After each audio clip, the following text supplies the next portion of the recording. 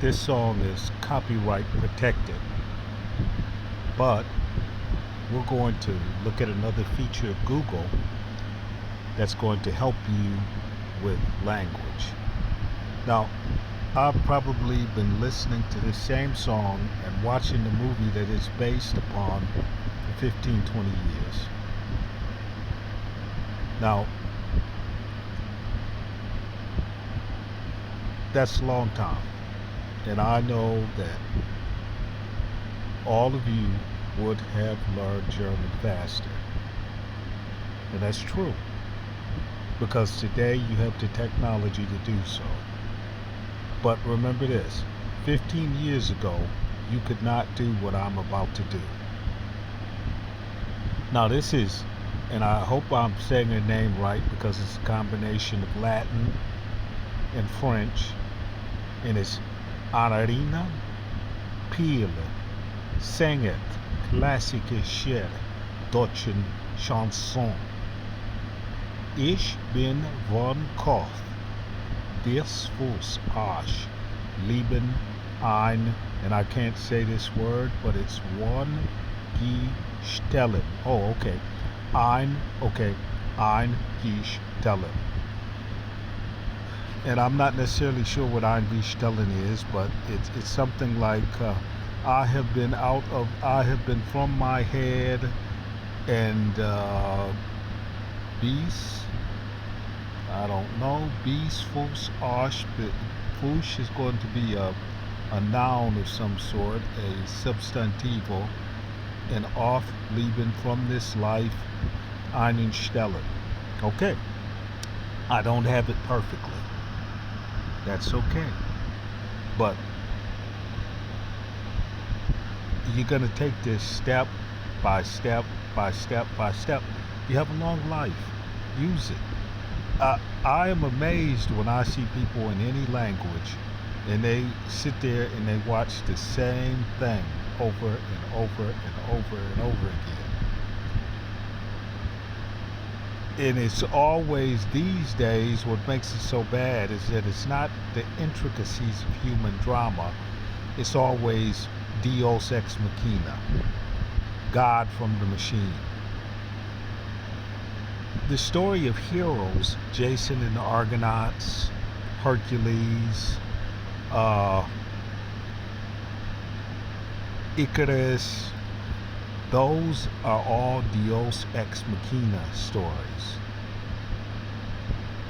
Then you have the stories that are based upon pure human interaction and the frailty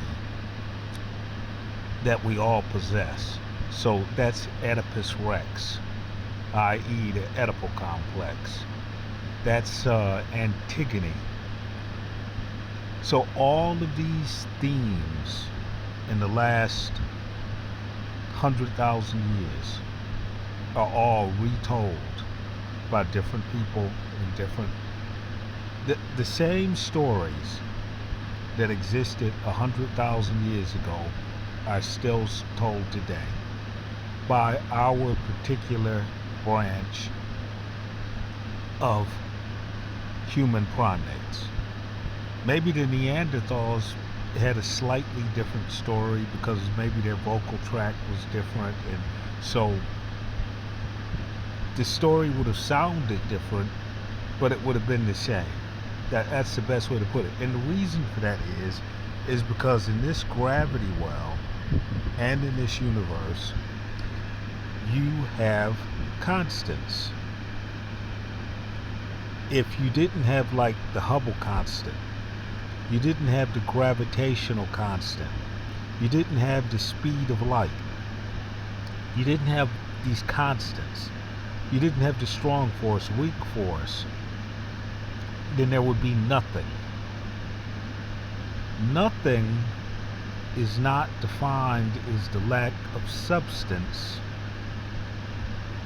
In the Greek mind, in the Hellenistic mind, in the Hebrew mind, it's defined as the lack of order. So you could have a pre-existing state 13 point something years ago, But that doesn't mean that things were ordered.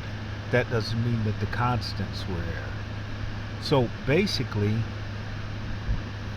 if you are an intelligent creature, and all of us are, from the microbes, the viruses, anything that can do A-B compilation, that can count from 1 to 2, that can say off on, any of those things in my mind are intelligent creatures. And so the same stories have to be told universally across the entire spectrum of the universe. Okay,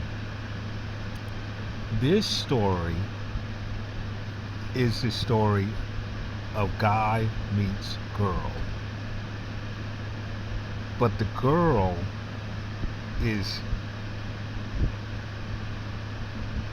she works as a dancer, and she shows her body, and so that's how she makes her living. But she has a proclivity of falling in love with distinguished gentlemen who have financial wherewithal and intellectual capacity. And she literally breaks them down and turns them into children. So in this song, and this is a new version of the song. See, the original song was in 1929, and Lola, and I'll read it and see if I can make sense of it. Schmidt Karren, Ashmanen, and Martin Postam. Mit werden einen Schmidt Hogan in der Kurt y eine Pil. 1929 werden die Pianist Friedrich Hofstede ein Krugenfeld in Berlin unter der Kultur, the Berlin underculture, dein 21 Jahre. And what they're talking about is like in the United States parlance, they're talking about the speakeasy era. And these people were iconoclast. They were in the cultural underground. And you read Mein Kampf, and Hitler decries these people, even though in every way, he was a member of this underground movement. But, that's the beautiful thing about us wolves. We, the wolves, who are in the undercurrent, who are caught up in the undertow, we turn on each other. That's just a natural human tendency. It has nothing to do with, race, ethnicity, country of origin, wealth, class, none of that. It's just, it's human nature. Okay, so to continue. Van UFR Production. An Pomeria y registrada Josef van Sternberg. And that's Star Mountain, and a beauty figant. I don't know what that verb is, but it's in the past tense. And ein Fräulein Walzer. And Franklin Walzer. Okay, so he takes what was a waltz. He takes a song that was a waltz, that was in popular high society, and he brings this waltz and he debases it and turns it basically into something that's, to quote the Red Hot Chili Peppers, soft porn. Okay, for this werden Filmen in, and to view this film in 100 Mannen Roma. Professor Undenstaden sich schreiben in mit denen Lied und sollen in Iniste in der Professor durch dein Tengeren Tangen sangen Lola.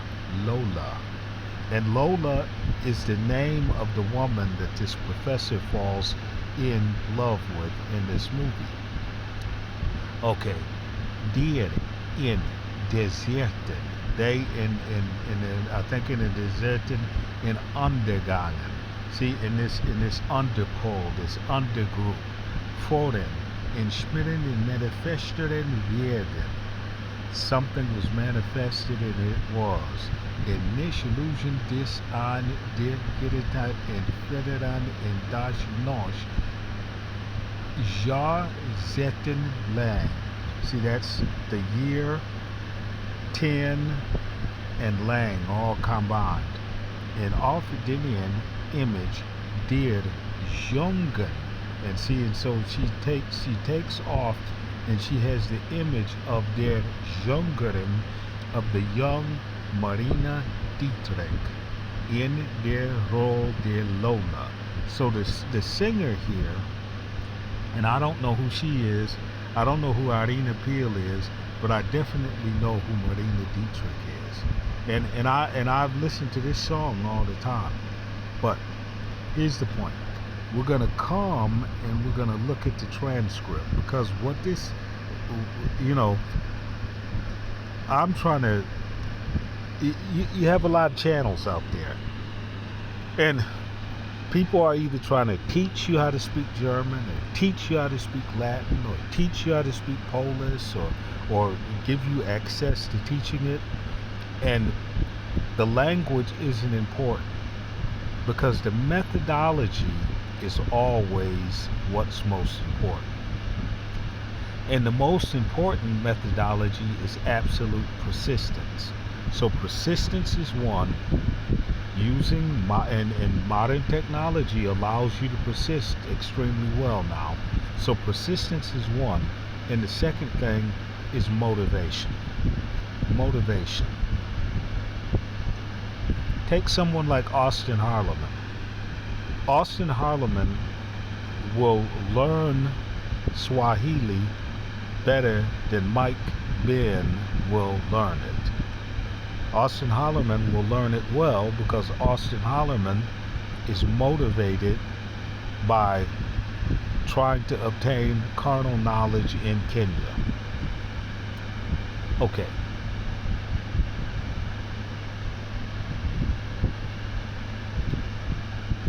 So what some would consider the most crass motivation, the most crass and baseless motivation, it really, really propels you. And there's nothing that is more beautiful than this story. And Lola is a dancer. The guy that she meets in this film, he is an English professor teaching English in Germany. And they have a meeting of the minds, because his academic motivations, and his carnal motivations allows him to see that she has the superior intelligence here. It's kind of twisted to make it seem as if that the seductress doesn't, it's always in these films, the seductress somehow lacks intellectual capacity. You know, people always they always think that of the seductress. The seductress lacks intellectual capacity. And the person who's being seduced and defrauded, he should have known, because he was more intellectual than the seductress. That's a common thing. But that may not be the case. It may be the seductress has carnality on her side, and in addition to carnality, she also has supreme intellect. And in this film, you see exactly that. And in real life, you see that. That's why I absolutely love this film, because Kurt Goering, the guy that plays the English professor, who is Jewish, unfortunately dies in a Nazi concentration camp. And the particulars of his death are just like the film. Whereas Martina Dietrich, who through mere sex appeal and what most consider to be not overwhelming intellect, gets to the United States, lives extremely well, and becomes a superstar. Now, Dietrich was intellectually everything that Kurt Goring was, and maybe more, and maybe more. But no one took that factor into consideration in the real life, and no one took that factor into consideration in the movie.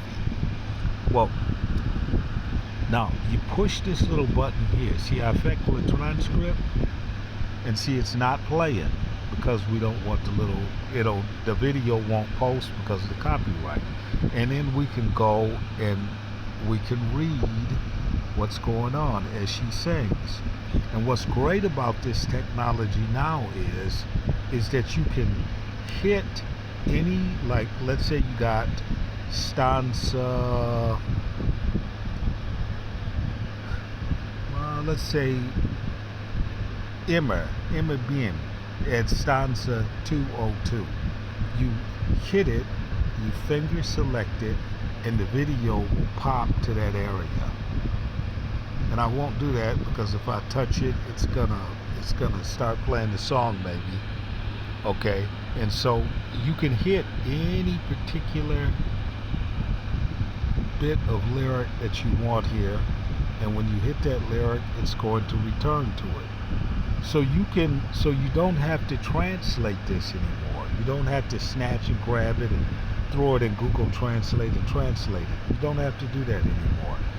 You don't have to do in the old days. In the old days, you'd have to write this down. You'd have to figure out what she was saying, if you could, and then you'd have to, and if you couldn't, even if you could or you couldn't, you'd have to take the song to someone that spoke German, play the song for them, and then they would have to figure out what the song was saying.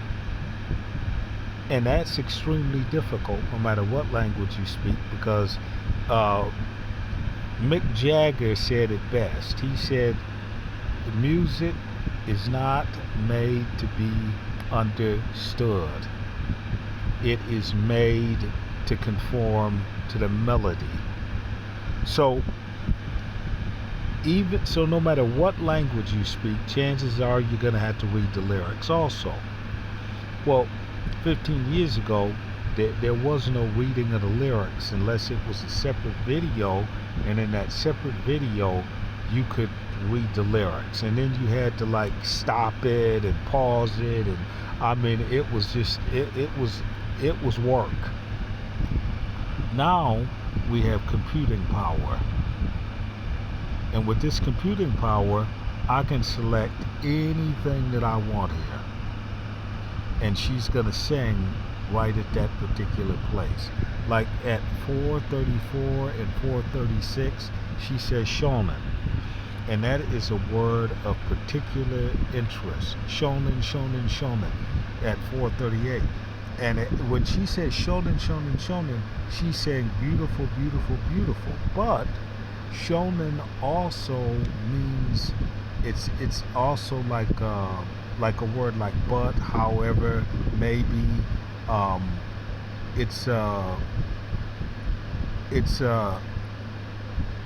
guess you would call it a qualified conjunction. You know, it's a conjunctive. You know, like if, but, when. It's a qualified conjunction, and it's also like, okay, here's an example. Then danke schön. See, danke schön. Thank you, and then they're saying very much with it. So there, it's like an adverb. So shonen is really, really complicated. You know, it has at least 3 meanings. And let's say you say, well, I'm going to look it up. Yeah, you can look it up and you can translate it, but unless you know the Grimm's brothers, and because that's the authoritative dictionary in German, the Grimm's Brothers Dictionary from around 1856. Unless you go look it up in the Grimm's, there isn't another dictionary that's going to tell you. And Grimm's might go on a page with shonen. Okay. That's strategies. In this world, and I think 2 years ago, when I first got into YouTube and I'd watch other YouTubers and see how they would they were so much better at it than I was. And I thought, you know what? I have absolutely nothing to say. And then I started to figure it out. Hold on, wait. I go out and run, and there are people that are faster than I am. I go jump on the bike, and there are people that are faster on the bike than I am. I go and calculate something, and there are people that calculate faster than I do. There are people that speak every language better than I do, I finally conclude. And then I said to myself, hold on. What if it's not about winning or losing, and what if it's about the race? So that's what I'm saying. It doesn't matter how long it takes me to learn this song and to see what she's saying. It doesn't matter whether it takes 1 year, 2 years, 3 years, 4 years. In this case, damn near 15 years. It doesn't matter. Because what I've learned is that when I come to an understanding of the song, all of the cultural references, and then I can use it in parlance. Doesn't matter which language it's in, but I can refer back to it. I can use it in parlance. I can use it as a psychological crutch, because that's what this type of work is. I can use it as a psychological crutch when I'm faced with the situation that Goering was in, when I'm faced with the situation that Dietrich was in, when I'm faced with the situation that Heidegger and Arendt were in, when I'm looking at someone who's Hitlerian on TV and they're asking for my vote. Now I can use this information and it's useful to me. And even though I may not have a degree of free will, that may not be in the cards, at least I have a clear perception of choice.